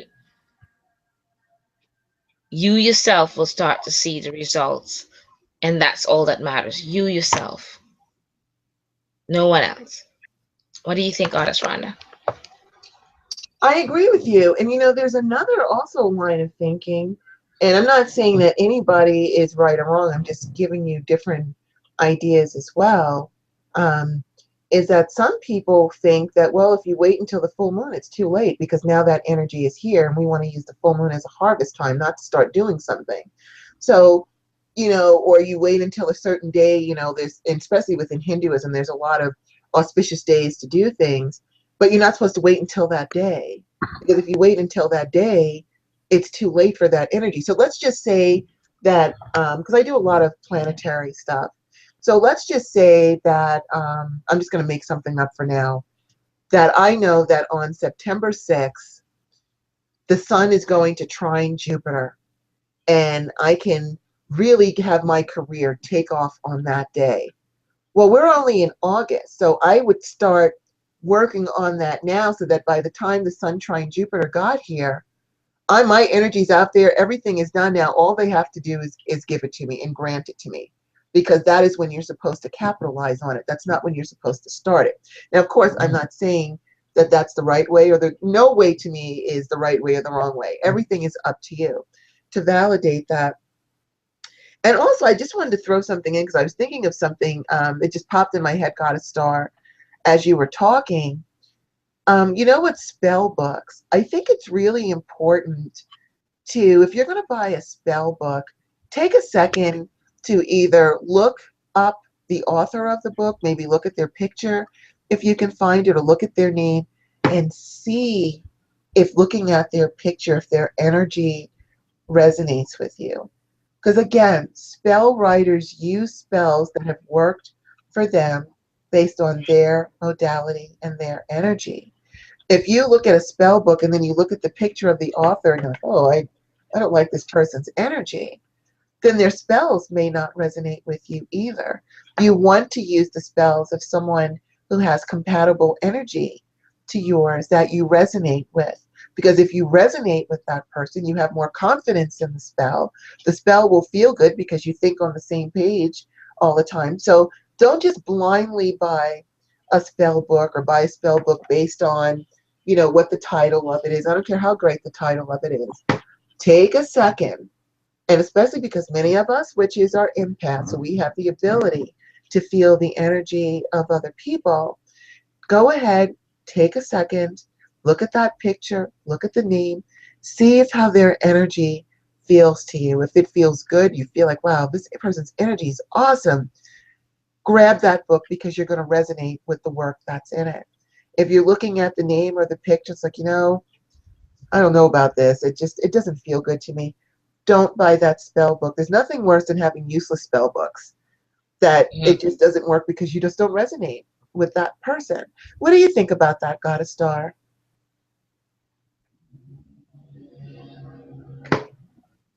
Goddess Star, are you with me? Yes, I am, sweetie. Oh, Sorry. there you are. That's okay. So what do you think about that, taking the time to see if you resonate with the author of the spell book that you're thinking about purchasing?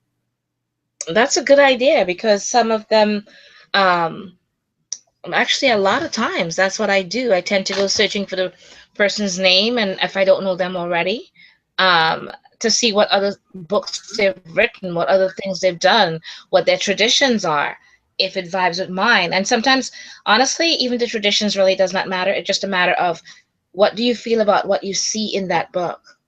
What do you does any of it vibe with you? And if it does, um go with it, because sometimes, like say on Amazon or something, they give you a chance to randomly look at a page and read it, Yes, and you could kind of get an idea from that, or a certain page or whatever, what it is that author is trying to convey. And a lot of times, you look at it and you go, oh, there's really kind of a rehashing of a mm-hmm. redundant thing or whatever it is, and you kind of pass. I'm grateful for that part about with Amazon, where you can kind of Me read too. quickly certain parts, and then you could kind of go from there. Um, but I think that that idea of seeing the person's picture, like for instance, and then there are some of them that I've looked at, and you like their books and whatever else with it so much, and then you discover either they've passed away or whatever it is, and you're like, wow, I want to hold on to this book, because not only did the spells vibe, but you're sad to know that that person's knowledge has stopped because they've passed on or whatever it is. um so it's just interesting with that. I like that idea that you mentioned, and actually checking that out, because actually I do that exact same thing without really thinking about it. I just kind of do that, going and looking at the book, the back, and the author, and all of that. So, because a lot of times, you have that, what you call, like, that one song wonder, where they just sing that Yeah. one song and that was it, and that's all they really had to give. Everything else was just rehashing or whatever else. Um, and you don't really get much from the rest of it. So you don't want to just buy certain things because someone wrote a book. Um, so you have to think about things like that. And also, one of the things I do check is people, the reviews on it, and I try to stay as neutral as possible, because not everyone would like someone's work, but then you would see that a lot of things, what's said positive about it or what's said negative, and then kind of decide from there for yourself. And then if you know of anyone that personally has the book, and find out their opinion of it themselves, because you may trust that person, whether it's in our classes with things, we can either recommend certain books, or even in our group here, we can say to one another that, these are some books that we recommend because we have them, we know them, um, and their work is usually pretty good, so that's another way also. Yes, and it is, a sad thing when you discover an author who has passed away. I'm just going to tell you a quick story before we move on to a question from Lolan in the chat room. When I started to really get into Hinduism, I felt drawn to this book called Shakti Mantras by David Ashley Farhan, also known as Namadeva, is his Hindu name. And I just love this book. I bought his CDs to chant with, and I looked him up because I wanted to find him like on Facebook or something to say thank you. And I was devastated to find out that he had passed away. I was just so hurt that I wasn't able to say thank you. But in his book, he had mentioned a couple of times, he mentioned his wife. And so I said, you know what, maybe I can just find his wife and And thank you for you. say thank you. I appreciate what your husband did, and so forth and so on. So of course I found her on Facebook, where everybody in the world is, I would guess. And I said to her, I'm just so grateful for the teachings of your husband in this book. He said that he did a lot of seminars and pujas and things. He went around the world. And I was hoping, maybe I was wondering if you continued his work, or where I could, take some of these classes and things. And she says, well, not only did she continue his work, but she had just purchased a house in Albuquerque, where I live. Oh my And so goodness. we became fast friends. And to this day, and I tell her this, her husband put us together because we are BFFs. We're very, very, very, very close. And There I you go. honestly believe it was because her husband put us together that way. So I just wanted to Yeah. throw that in there. But anyway, now let's, because as usual, time has gotten away from us and we're still on the same one. Oh So my goodness, yeah. obviously we're going to be doing this in parts. But Yeah. there's a And I question. think we wanted to are we going to be giving any spells or suggestions or things other than just why it's not working? I'm not sure if we're going to be doing that or not. I don't know that we are going to have, we might have to put that in Time for for next any of week, that, is to do really. the actual spells. And, Right. to Okay. be fair, I do think that explaining really thoroughly, taking the time to explain actual prep work and things to help you, because these are Will the help real them. reasons why your spells might not be working. We can share spells with you, which we will happily do, but it's more important for you to understand the preliminary work that you have to do, the energetic work that you have to do. There's a lot of components that go into it.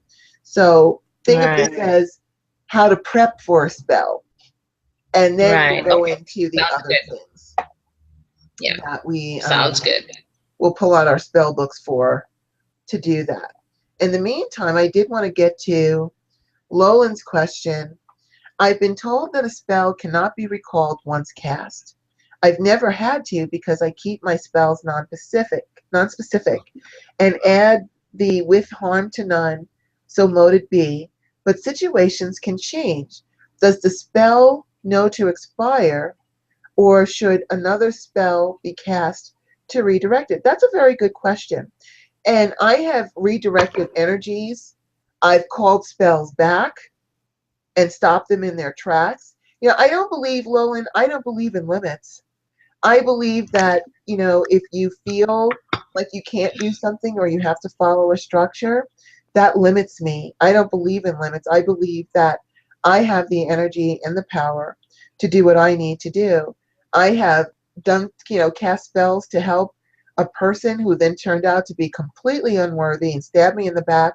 And I recall that spell and turn them back to their original situation so that they can learn a lesson from it. I, have had to, if I found something out or I did a spell with a certain belief and then I found out something changed and I had to redirect the energy or adjust the energy, I go right ahead and do that. I don't know if a spell knows by itself, if that energy knows by itself to say, oh, wait, Lolan just found out some news, I better stop. And I'm not going to say that that doesn't happen because I don't know everything. I can only tell you from my perspective that I have absolutely no problem redirecting energy, recalling a spell, making the adjustments and tweaking it as days go along. I don't have a problem with that whatsoever. What do you think about that, Goddess Star? Absolutely. I've done what slightly different. What I would do with spells if I do them and I've tried to help someone and like you said, they've stabbed you in the back or whatever, or you discover their personalities are not what they've portrayed to you. I have basically said I've taken the spell and I would kind of word it in the sense, even though I see it as gone out, but I say to the spell like a tail end, I would add and allow them to see their mistakes or whatever is right for them to learn from it. I would change up words, um, stating that they need to be taught a lesson in some way, or they need to see certain things about themselves before that spell can work for them. So I've changed it before it gets to them, so where um, they may not even realize that the spell has changed. Um, in the sense of I think that they need to learn something from it because if you portray to me a certain way to get the spell done, um, I always tell people it's not going to quite be what the way you want it to be because I will add that tail end to it. So, yeah, to me, yes, you can do recall, you can do just about anything, like you said. There are no limits really, because the only time we set limits to any kind of spell is if we did it. Mm-hmm. And since I don't see a limit to my spells, I just see if I could literally see that spell going to that person and add a tail end to it, then obviously I don't see a limit. Um, so I kind of follow. I mean, again, you don't have to subscribe to that. That's just my belief. I don't know everything, but I do think that If I send something out, then I have the right to be able to add to it, add words to it that I feel would let make sure that there are absolutely harm to no one. There are absolutely not necessarily consequences to spell, but outcomes to things if you have lied to get the spell to work a certain way, or misrepresented yourself. Absolutely. That's what I call it tail ending. I like that. Okay, and lastly, for the prep stuff, use your own modality. I know I've said this twice, and I'll say it again. Spell books are written based on that person's belief and modality.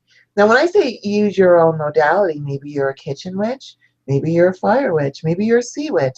I don't know what it is that makes you feel comfortable, but working within your own realm and comfort zone is going to also help you. So if you're not quite sure, and we're actually going to do a show about what kind of witch you are, which we'll have that coming up later. But if you're not sure, then start to figure out by what your hobbies are. If you're always puttering in the garden and you're always growing things and you just love to be out and with the earth and the nature and see your plants, and you've got this green thumb, then consider working with earth spells because you're obviously an earth person. You work as with the fertility of the earth. So what you can do is you can, and I'll show you how to do this on our upcoming show, is to grow a plant with your intention in it. Make an intention garden. If you're always on the go, you've always got to be running, you've got to be doing something all the time, then you might be an air or fire. Fire likes to spread out. It likes to hurry up and spread, as does air. It likes to keep rolling. So you could maybe do air spells.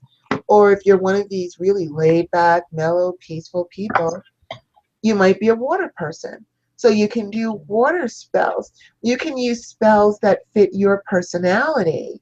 If you're a water person and you're laid back and that's just the kind of person you are, you might not resonate with a heavy duty 7-day fire spell. It just might not resonate with you. So Right. look for what is your modality. Start to try and figure out who are you? What is it that you work with best? If you just love candles, you've just always got candles burning all the time for no reason. I'm not saying for spells. You just love candles burning. You just come home and light candles because you just love having candles burning. Well, then fire magic is the magic for you. You love the fire.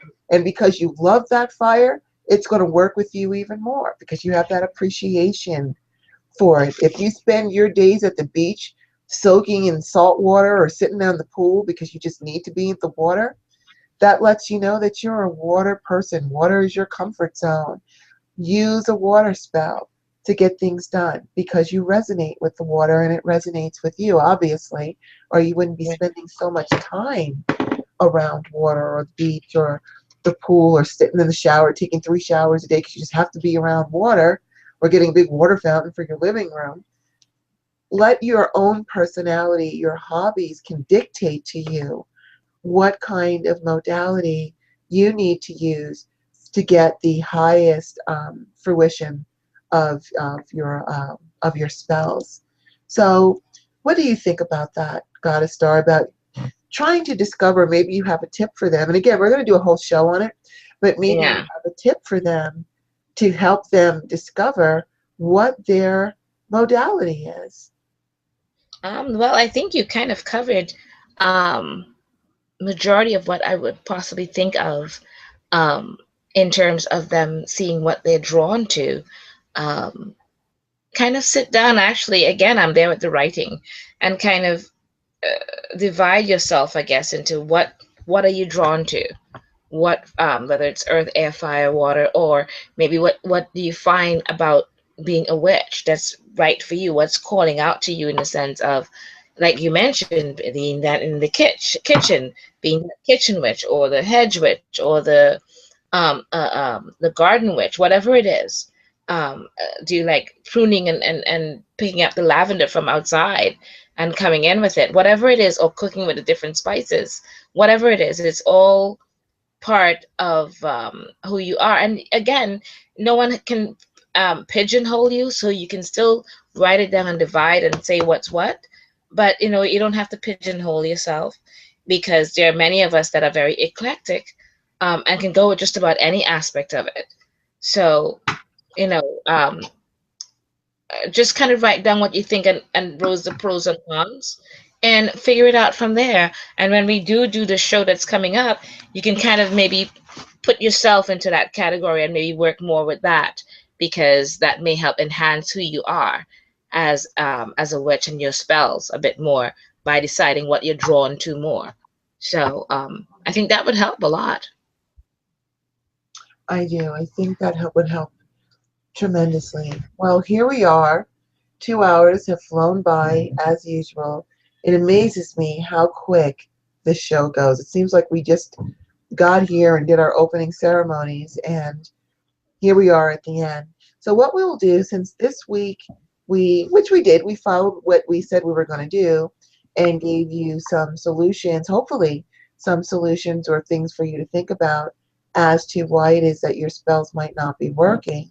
And so then what we'll do for our next week's show is our part 2, is we will actually share spells with you for the various categories, spells that have worked with us, and we'll show you how to kind of customize them for you at the same time, so that we can really get you the money spells, the love spells, the job spells, the health spells, the uncrossing spells, the protection spells that can work for you to help you with that, with all those types of things. So, but for now, we are going to go ahead and close out for the night.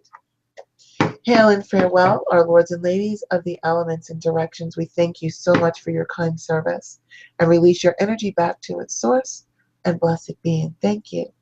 And we hope that you will join us again next week, because we are going to actually do the actual spell part of the show, where we're going to show you some spells to help you get what you want.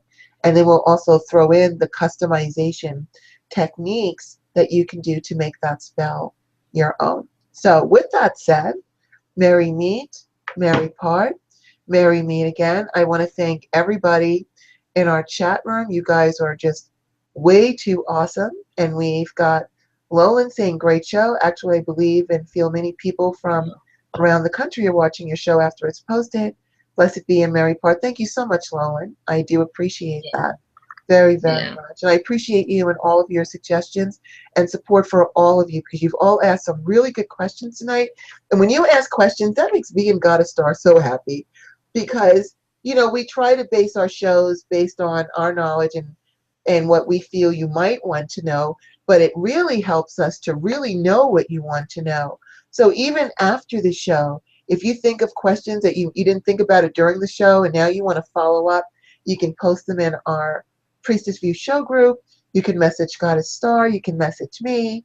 Get with us, and we will include that in future. We'll answer your question, but it also lets us know what we need to include in our other shows, because this show is about you. This is about empowering you, helping you to achieve the life that you want to do. It's all about you. So please share with us what your questions are, what your concerns are, and anything else that we can do to help you, because Goddess Star and I designed this show to be about you. So again, merry meet, merry part, merry meet again. Namaste, and thank you so much. Thank you, everyone, and goodbye. Merry part. And we'll see you next week. Bye-bye.